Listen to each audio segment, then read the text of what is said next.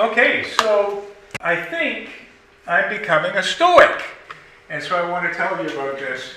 I started getting into Stoicism about 5 or 6 years ago when I came across a book by a contemporary philosopher talking about Stoicism as not just an ancient philosophy from the Greeks and Romans, but a philosophy that has relevance for us today. And I found it really interesting, and that led me to other books. And the more I've gotten into it, the more I find that it really fits with my own way of thinking. In fact, I think that I probably already had Stoic leanings even before I knew what Stoicism is all about. The thing I like about Stoicism is, well, first of all, it is completely consistent with humanism. You know, an atheist or agnostic outlook on life. But it goes beyond humanism. So it provides a more comprehensive frame of reference, you could say, for living our lives. So it helps us to think about how to live life on a day-to-day basis, how to make decisions, how to relate to other people, how to deal with problems, and so on, which is something that humanism doesn't really do. So I find Stoicism to be really helpful in that regard. So I kind of think of myself, I'm still a humanist, of course, so I'm a humanist and I'm also a Stoic. And I don't want you to think, though, that I'm going to try to convert you all to Stoicism here tonight, because I recognize that Stoicism is not necessarily going to appeal to everybody. But I do think that it would be good for all of us to have a philosophy, whatever it might be, Stoicism or something else, you know, for living our lives, because I think it's really important for having kind of a focus and a way of thinking about our lives. So why do I like Stoicism? What are the benefits of Stoicism? So I've just got a list here of things that kind of came to my mind as I think about how Stoicism has been helpful to me and how I think it can be helpful to others as well.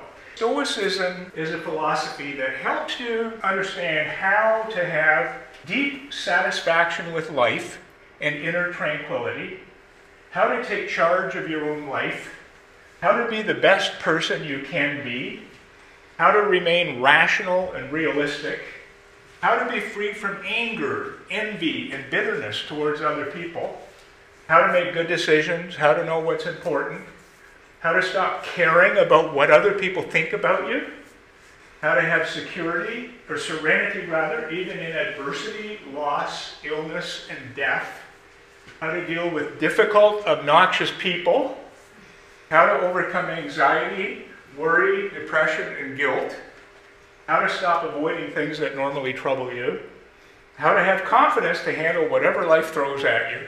So it covers quite a lot, and when you read that, it might make you think of one of these kind of popular self-help books, right? They promise everything. And in a way, Stoicism was the original self-help program. But it's not a sort of simplistic, superficial kind of thing that most of the modern self-help books are. It's really a well-thought-out philosophy, and in fact, it's pretty difficult to put it into practice. It's pretty demanding. I should have said at the beginning, I've become a Stoic, but I can't say that I'm a very good one yet. I still have a long ways to go. So again, you notice all of those things that I just mentioned there are things that humanism doesn't really talk about. The 12 principles of humanism don't really address all of these kinds of things. And when you think back over the years, the 12 years that I've been in Hala, I can't remember very often having meetings where we talk about this sort of thing. It's not the kind of thing we tend to talk about as humanists. And maybe, you know, again, I'm not saying that we should just become Stoics and talk about Stoicism all the time, but I think it might be good to think about some of these things. So one of the common misconceptions or stereotypes of Stoicism that people have is that, you know, to be Stoic or stoical means that you have to be like this guy, Spock from Star Trek, you know, who had no emotion whatsoever, either positive or negative emotion, no feeling. He was just pure rationality and intellect. And so the common notion is that Stoicism involves repressing all your emotions. But that's really a misconception. In fact, For one thing, Stoics really value positive emotions: joy, love, gratitude, awe, humor, and laughter. When you read the Stoic writings, even in ancient times, they were very happy people. They talked about joy. They had a sense of humor. Their humor comes through in their writing.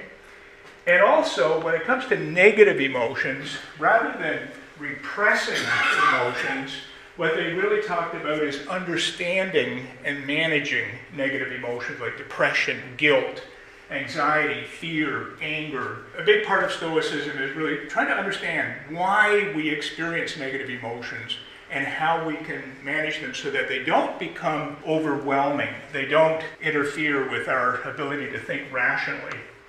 And it was really this view of negative emotions that was one of the things that attracted me to Stoicism in the first place, because as a clinical psychologist, I'm very interested in psychotherapies for emotional disorders. And in fact, what I came to realize is that Stoicism is actually the basis for the most popular, the best known evidence-based approach to psychotherapy today, which is cognitive behavior therapy. There's all kinds of science supporting the effectiveness of CBT, cognitive behavior therapy, for treating all kinds of emotional disorders, and it's based on Stoicism. And the other thing that I like, as a humanist, what I like about Stoicism is that it emphasizes rationality and a reality-based view of the world. So the Stoics were really against superstition and delusional thinking and that sort of thing. Okay, so where did Stoicism come from? Just very briefly, it started back in 300 BC, and it was originated by this person, Zeno of Citium. So around 300 BC, this guy, he was from Cyprus, and he turned up in Athens, Greece, after having lost all his possessions in a shipwreck. He was completely destitute. He arrived in Athens, and he said, okay, what am I going to do now? I've lost everything. And so he decided to study philosophy. So he started following philosophers around and learning everything he could from them. And after a period of time, he started his own philosophy. So he borrowed some of the ideas from other philosophers like Socrates and Aristotle and Plato and others, but he also had a number of insights of his own that made his philosophy really quite unique. Now, the word Stoic comes from the Greek word stoa, which is the word for a porch, like a covered porch or a colonnade. And there was this kind of a porch all around the agora, the marketplace in central Athens. And this is where Zeno and his followers would hang out all the time and discuss philosophy. And they would invite other people who happened to be going by to stop in and talk with them as well. So they became known as the people of the Stoa, or the Stoics. So that's where the name came from. So after Zeno died, his philosophy just spread quite quickly through the entire Roman Empire and became really popular and really well known. And in fact, by the 1st century AD, it's estimated that about 1 in 4 educated citizens of the Roman Empire were Stoics. So it was a very well-known philosophy. And the writings that we have today, there were all kinds of writings back in ancient times written by Stoics, but most of them have been lost. But we do still have a good number of writings, and most of them come from 3 authors who lived in the first 2 centuries AD. So the first of these is Seneca. He was in the 1st century AD. He wrote a large number of letters and essays on Stoicism and applying Stoicism to all kinds of everyday problems and issues. And we still have many of his letters, well over 100 of his letters and essays. And so they're a really important source of information for us today. And then, of course, Epictetus was a philosopher. He was actually born a slave, and he was crippled. His crutch there in the picture, he was crippled by a cruel master who broke his leg when he was a child. He was eventually freed and got into philosophy, became a Stoic, and started a school of Stoicism that people came from all over the Roman Empire to study with him. And we still have a couple of his books, Discourses and the Handbook, that are still available to us today. And then the third person is Marcus Aurelius. He, of course, was an emperor of the Roman Empire. And he was really the only true philosopher king in all of history. He learned about Stoicism as a young man from one of his teachers, and he really tried to put Stoicism into practice throughout his life as an emperor. And he wrote this book, The Meditations, which was really just a diary or a journal that he kept. It was really written to himself. He would jot down notes in the evening to remind himself of Stoic principles and to try to keep himself on the Stoic path and to cope with all the stresses of running the Roman Empire. So his book has been a source of inspiration to people all through the centuries since then, including several presidents of the United States who have commented on how beneficial it was to have a copy of Marcus Aurelius's Meditations at their bedside while they were president. Not Donald Trump, by the way. Donald Trump is the opposite of a Stoic. If you want to know what a Stoic is not, look at Donald Trump. So anyways, after Marcus Aurelius, Stoicism died out completely. And this was really due to the rise of Christianity, which came along shortly after that. And Christians tended to suppress all these pagan philosophies. There were a number of philosophers over the centuries who were influenced by Stoicism, but there were none who actually called themselves a Stoic. Until, interestingly, in the last 2 decades, there's been a complete revival of Stoicism among some academic philosophers and other just, lay people. Quite a large number of books have been written. Again, academic philosophy books as well as books for the general public. There are websites and blogs that you can get onto. So there's a lot of information out there about Stoicism now, and a lot of sort of renewed interest in Stoicism as a way of life for us today. And they have to kind of update things. So there's been adapting ancient Stoicism to what we know today in the 21st century. Obviously, some of the ideas of the Stoics were just not consistent with what we know today, right? They were 2,000 years ago. They had no conception of science or anything like that. And so some of their ideas definitely just have to be discarded. So for example, they were pantheists, which is the belief that the physical universe, the entire physical universe, is God. They thought of the universe as sort of like this giant brain, if you will, that has a mind. And our minds are a part of that universal mind. And they refer to that universal mind as God, or Zeus, or the Logos, or just nature. So when they talked about nature, they were talking about this divine being. So of course that's something that doesn't fit with our thinking today, especially not for us as humanists. And so when you read the ancient Stoic writings, they talk about God. And so you do have to kind of do some mental gymnastics when you're dealing with that. But you can think of it as nature, or you can think of it, just as the universe or whatever.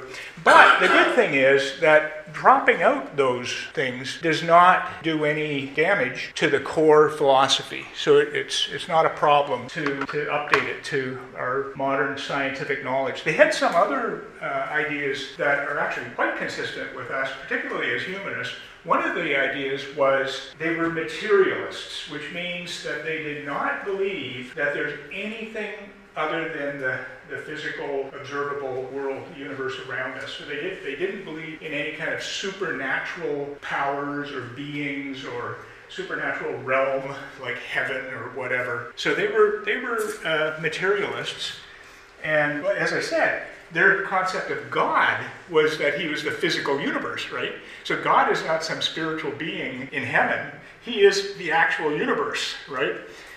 They also believed that they were monists rather than dualists, meaning that they did not believe in the idea that humans have a soul, which is kind of a spiritual entity that can exist apart from our body and that lives on after we die, which of course almost all religions believe.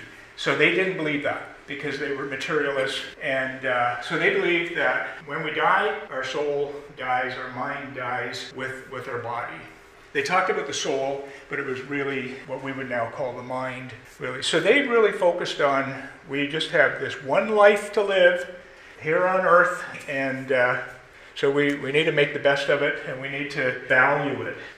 Okay, so what did the Stoics believe? So the goal of Stoicism was happiness.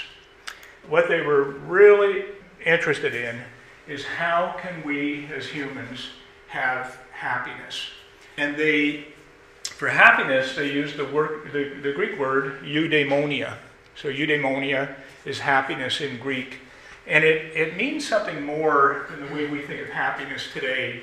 So we typically, you think of, when you say, I'm happy, usually it's sort of a short-term, kind of a temporary cheerful state that depends on what's going on in your life, right? If things are going well, you're happy, right? If things are going badly, you're not happy. So eudaimonia is not just this superficial, temporary, cheerful mood, but instead it's a more fundamental, deep-seated kind of sense of well-being that people can carry around with them. So a deep, enduring sense of fulfillment or human flourishing, a satisfaction with a life well lived. So this kind of happiness that they were talking about does not depend on external circumstances. You can have happiness even when things are not going well in your life. And even if things are going really badly, you can have that inner sense of well-being and satisfaction with your life and feeling that you're a worthwhile human being. Another Greek term that the Stoics used a lot is ataraxia, which means tranquility or equanimity or serenity. So this was really sort of the Stoic ideal, was that we would have this inner tranquility as we go through life, which would be like a calm state of mind that is free of negative emotion, but also includes positive emotion, particularly joy. And that was really what they strived for, what they aimed for in life. And the whole philosophy is really about how can we be happy and how can we have tranquility. If that sounds good to you, if you would like to be happy and you would like tranquility in your life, Stoicism may be for you. And the Stoics thought hard and long and deep about these issues, about what causes happiness. What are the things that make us happy and how can we have enduring happiness? And then also, what are the things that interfere with happiness? What are the things that make us unhappy? And how can we avoid those things? So the whole philosophy is all about avoiding things that make us unhappy and finding happiness. And they developed this, I think, really sort of a radical philosophy that says that happiness is in your power. You don't have to depend on things that are outside of your control for happiness. In fact, you should not depend on those kinds of things, but you can find happiness within the things that you have control over. So that's the promise of Stoicism, if you will, is that you can have control over your own happiness.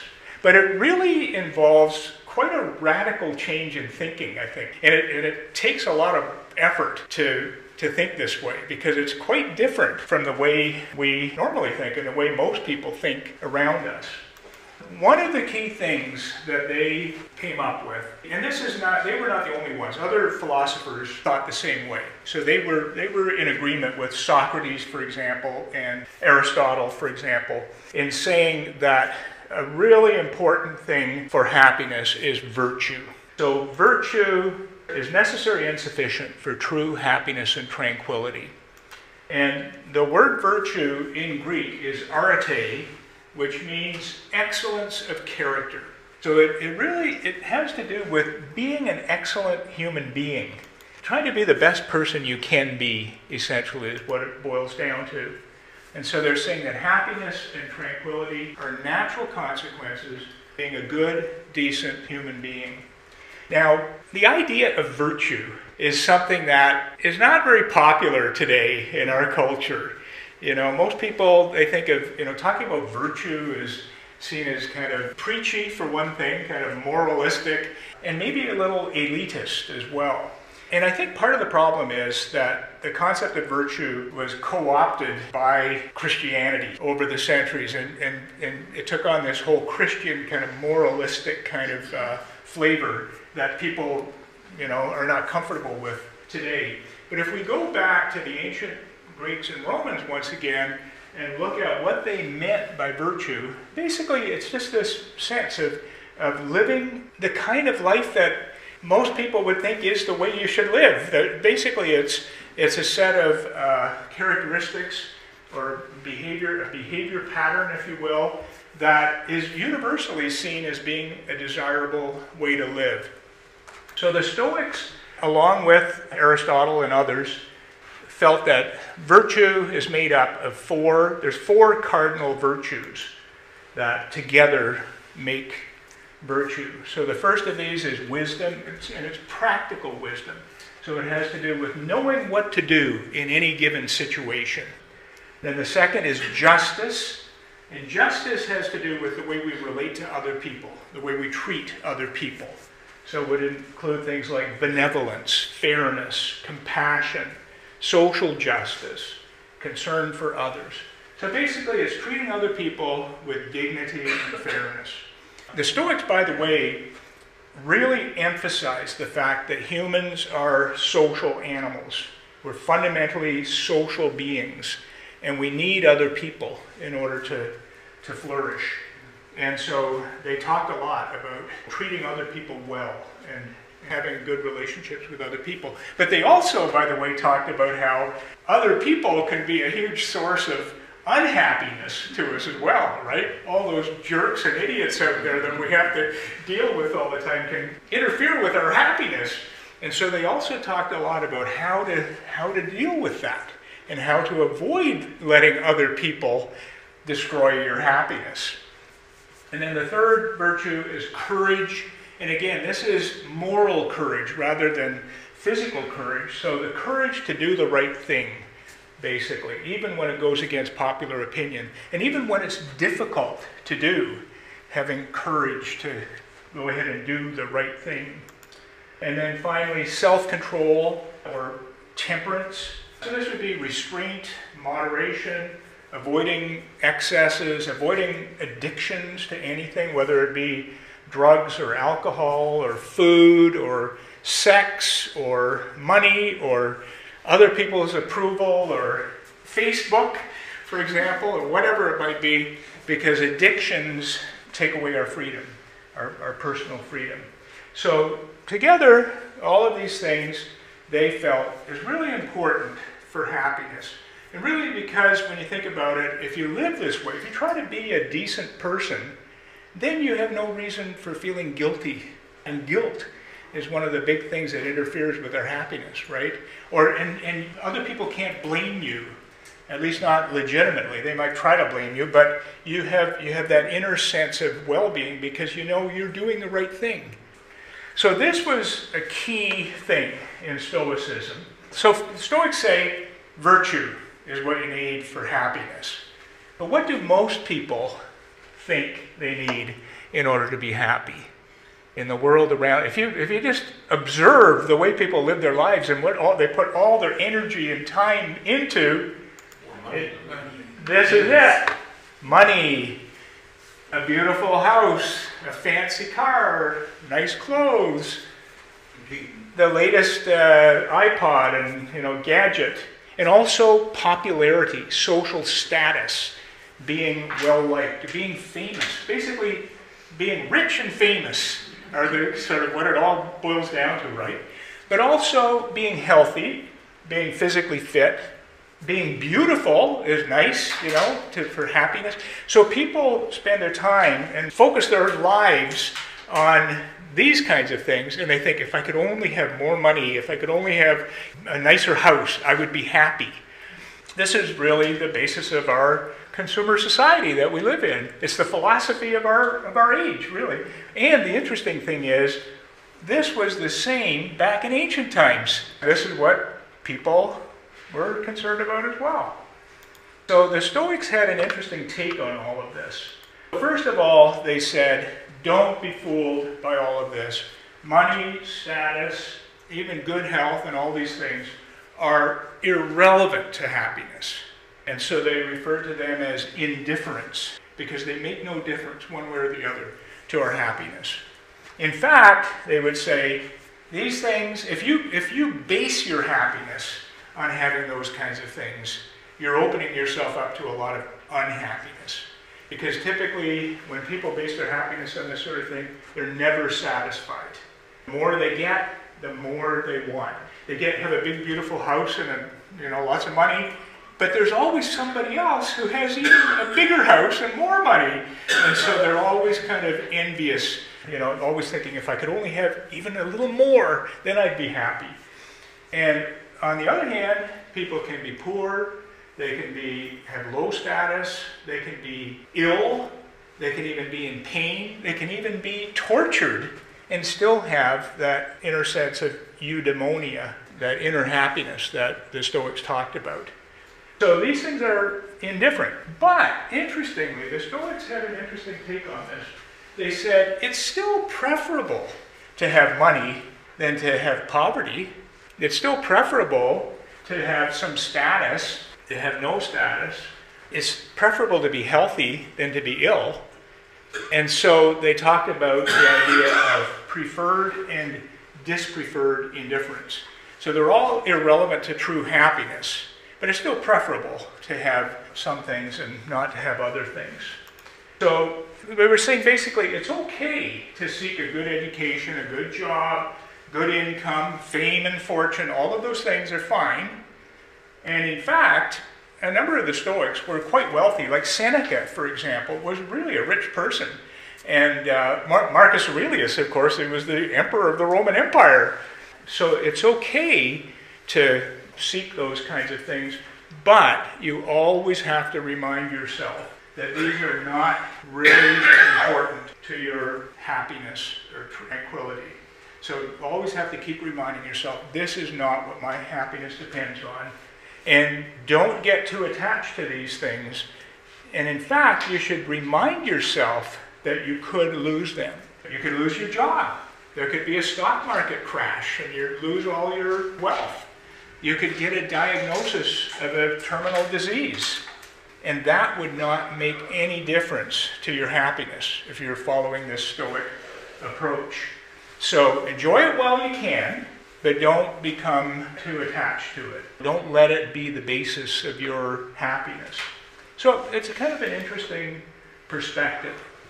So along with all of this, the Stoics, thinking about what are the things that destroy our happiness, one of the things they came up with, really important thing, is the dichotomy of control. Basically, what they came to recognize is that a lot of our unhappiness comes from trying to control things that we really don't have any control over. We think we have control over things, we act as though they do, but we really don't. And so this was a really important thing. Right at the very beginning of his book, Epictetus says, some things are up to us, some things are not up to us. Things that are up to us or in our control are things like our opinions, our judgments, or our attitudes, basically. So the way we think about things, the way we evaluate things, whether we think about them as being good or bad, helpful or harmful, that sort of thing.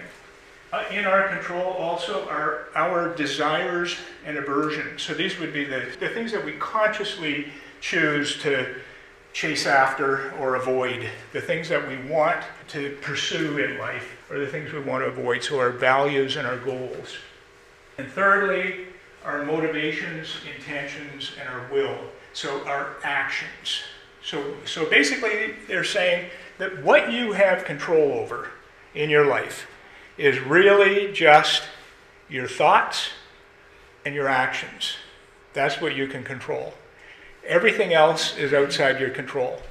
So he says, things that are not up to us, not in our control, are our body. So your genes, you have no control over your genetic makeup, your physical health.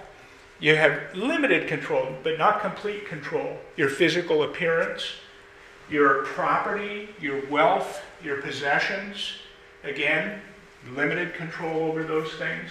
your reputation and status, so what other people think of you. So much of our unhappiness has to do with being concerned about what other people think of us, right? What will the neighbors think? Or what will you guys think about my talk tonight? Will it be good enough? And we worry and we get anxious about things. But that's out of our control, what other people think. And everything that is not in our voluntary control. So what other people do in our lives is not in our control. Epictetus said, if you confuse these things and try to control what is not up to you, you will be frustrated, depressed, anxious, and angry. But if you concern yourself only with the things that are up to you and don't concern yourself with things that are not in your control, no one will ever be able to coerce you or hold you back. No one will disturb you. You'll do nothing against your will.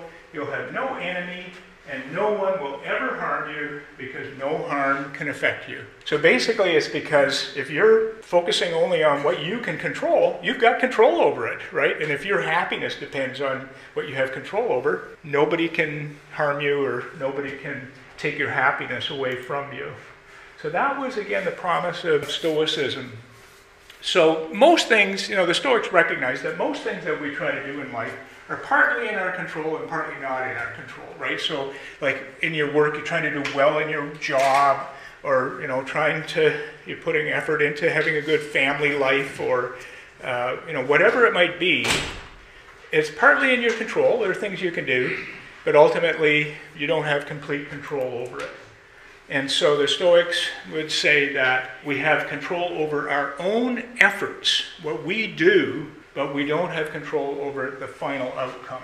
So let's say, for example, if you're applying for a promotion at work, and you can control how hard you work, how well you work in order to impress your boss. You can create a nice resume. You can do a really good job on an interview. But ultimately, you don't have control over who actually gets that promotion. It might be somebody else. It might not be you. So if you make your goal being to get that promotion, you're opening yourself up to unhappiness because you might not get it. But instead, if you internalize your goals, so in other words, internalizing the goals means that you focus on the benefit of doing all these things. So doing the best job you can in your employment is good, regardless of whether you get the promotion or not. So focusing on the things you can do and then accepting the outcome with equanimity. So they use an analogy of shooting an arrow. If you're shooting an arrow with a bow, you can control, how you aim, and you can practice to shoot arrows as well as possible. But once you let go of that arrow, you have no control over whether or not it hits the target. There could be a gust of wind that comes up or something, and you could miss the target. So again, the idea of focusing on what you can do, but not having your goal being something that is outside your control. It's not an attitude of resignation or fatalism. It's not like, giving up because you can't control anything, so you may as well give up. In fact, the Stoics really encouraged active engagement in life. It was not like a contemplative, withdrawn kind of philosophy where you go off on a mountain and meditate or something. It was very much involved in the hustle and bustle of daily life, but keeping all of these things straight in your mind, being realistic about what you can and can't control. Now, all of this might remind you of the Serenity Prayer, if maybe that came to mind, that's familiar with 12-step programs and Alcoholics Anonymous. Grant me the serenity to accept the things I cannot change, the courage to change the things I can, and the wisdom to know the difference. And that was written by Reinhold Niebuhr, who was a Protestant theologian in the early 1900s, and that comes straight out of Stoicism. That's where he got it. So negative emotions, or what they call passions, are obviously a major cause of unhappiness. And the Stoics, again, they thought a lot about what causes emotion, negative emotions. Why do we have negative emotion? And what can we do about it? And what they came up with, which is, again, a really almost counterintuitive kind of way of thinking, is that emotions are determined by the way we think. Now, this is also central to cognitive behavior therapy. You know, we think of emotion, negative emotions, as being something that happens to us, that it's outside our control. Like you get angry, or you go into a rage or whatever, and you feel like it's not in your control. But the Stoics say it is in your control because it's due to the way you think. So Epictetus famously said, it isn't things or events themselves that disturb people, but the judgments that they form about those things. So unhealthy negative emotions are caused by failing to distinguish between what we can and can't control. Anxiety is all about, we worry about things that are outside of our control, right? Depression is largely about things in the past, things that have happened in the past that are outside our control. Anger and rage are about trying to control other people and trying to punish other people or wishing that they would be punished or whatever. Now the Stoics did recognize that negative emotions can arise spontaneously, like fear, like let's say you're driving along in a car. Well, this would be anger. You're driving along in a car and some idiot cuts you off and you just feel this rage welling up inside you. You feel like swearing at the guy. I don't know if that happens to you, but that happens to me. And other things, fear, if you're in a dangerous situation, you can just suddenly be panicking, right? So the Stoics recognize that we do have these automatic emotions. They call them propatheia, or proto-emotions, that are outside our control. But what they said is that when you have those emotions, you have to train yourself to notice that and to stop and think, why am I feeling this way? So what are the automatic thoughts that are going through my mind at this moment that are causing me to feel this way? And again, particularly, is there something that's in my power or not in my power that's underlying this? And if it's not in my power, then there's no need to concern myself. So the Stoics argued that over time, you can actually learn to calm yourself at those times and to avoid a full-blown emotion to develop and avoid becoming overwhelmed by these negative emotions. But it does take a lot of practice. But this is one of the things I can say that since I started practicing Stoicism, that I think I am getting better. I'm not still a long ways away, I would say, from perfect. But definitely it does help you to not, become overwhelmed by negative emotions. So the Stoics recognize that it's difficult to do this. You have to be constantly working at it, always thinking about these things. So they developed a number of exercises, practical exercises that you can do on a daily basis to remind yourself and kind of reinforce this Stoic mindset and to prepare yourself for challenges that might come up. So one of these exercises that's become fairly well known is, nowadays they call it negative visualization, but the Stoics call it premeditatio malorum, or premeditation of adversity. So the whole idea is that periodically, maybe several times during the day, you remind yourself of all the worst things that can happen to you. You contemplate losing things that you have, that you value. So, for example, you could start with something simple, like your favorite mug. Let's say you got this mug that you really like. You should stop and think, I could lose this mug. It could get broken, or somebody could steal it, or whatever. And that would not affect my happiness. I like this mug, but my happiness doesn't depend on it.